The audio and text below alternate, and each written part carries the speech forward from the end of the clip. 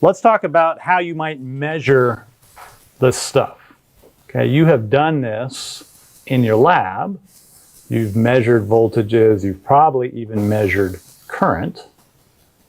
And what you use is various meters. It's usually one meter that has a bunch of different settings on it.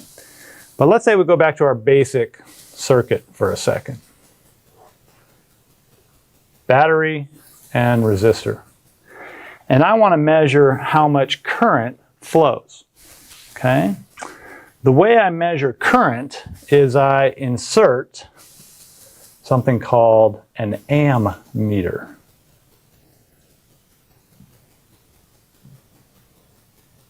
It's called an ammeter because it measures amps. Okay? The ammeter has to go in line with that wire. So I'm going to take a device and I'm going to stick it right there and I'm going to label it I for current. That thing is my ammeter. Okay? It has to be in line with the wire, meaning if you had a solid wire, you would have to break it, connect one end to the ammeter, connect the other end to the other side of the ammeter. It's got to measure how much current is actually going through it. Okay? If you have a circuit like this,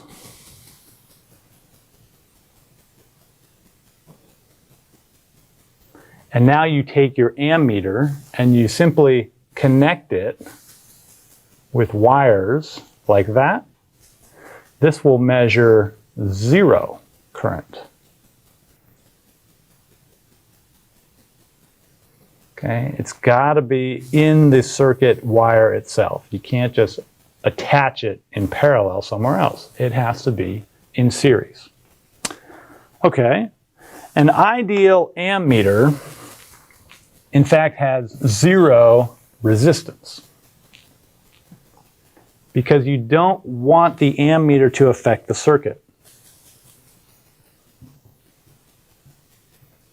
If it did have resistance, then of course it would change how much current is going to flow through that circuit without the ammeter.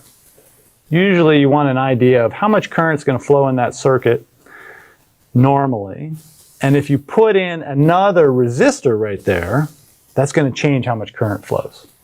If the ammeter has 0 resistance, then it won't change how much current flows. Now, ideal ammeters, of course, don't really exist. So there's always some small amount of resistance that you're going to add to your circuit when you put the ammeter in. And so just by measuring it, you're going to change that current. And this is sort of an important consideration. Whenever you're doing physics, always remember, the act of measuring it is going to change the experiment a little bit. Okay? And there's basically no way around that. How do we measure voltage, right? If we were measuring current, we'd stick it in series, but now we want to measure voltage, which is something different, of course, than current. And now let's say we want to measure voltage. Okay? How do we measure voltage? Well, we use a voltmeter. Took them a long time to come up with that name. What should we call this meter that measures volts? How about a voltmeter? Where do you put the voltmeter? You put it across the resistor. Okay? You are interested in measuring voltage across this resistor, and so you have to take wires and connect it to either side of that resistor. If current I is flowing,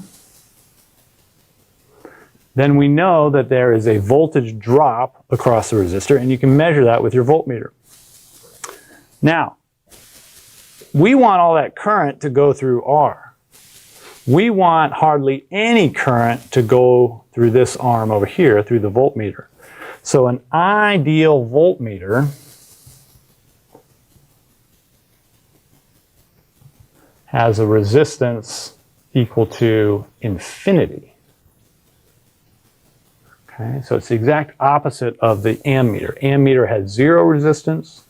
Voltmeter has infinite resistance because you don't want any current going through here. If you have an infinite amount of resistance there, no current can flow in that arm of the circuit. It won't change the measurement. Now, you guys have played with these things, and you, in fact, probably have a device that has an ammeter and a voltmeter, and can also, what do they call it? They call it an ohm meter because it measures resistance.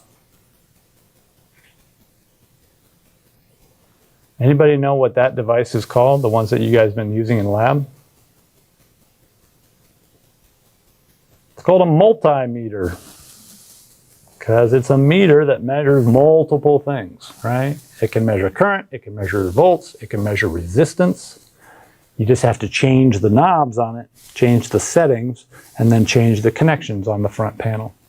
Okay, so this is what you guys have been playing with in lab, multimeters. And typically whenever you go to Home Depot or someplace like that, and you say, I need a voltmeter. They're going to sell you a multimeter. It's got everything built into it all in one.